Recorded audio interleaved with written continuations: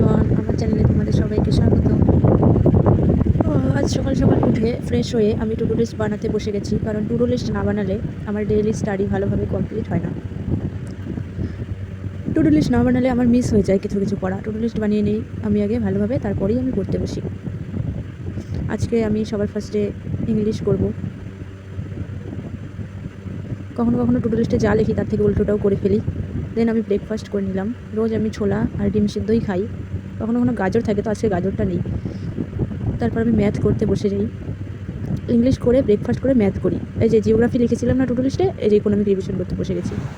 মানে ওই টাইমটা জিওগ্রাফি করতে ভালো লাগছিল না, ওই জন্যই আর কি। তোমরাও কি আমার মতো টু ডু লিস্ট বানিয়ে পড়ো? দেন আমি চলে গেছিলাম কলেজে। এটা আমাদের কলেজ, এবিএন শিল্ড কলেজ।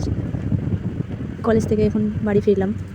কলেজে একটু কাজ ছিল, বেশিক্ষণের কাজ ছিল না, এক দেড় ঘন্টা লেগেই গেল। বাড়ি ফিরে লাঞ্চ করলাম। এখন একটু ঘুমোবো 1 ঘন্টার মতো। ম্যাথ এবং ইকোনমিক এবং ইংলিশ পড়া আমার হয়ে গেছে। এরপর আমি মক টেস্ট দিব এবং রাতে রিজনিং করবো। আবার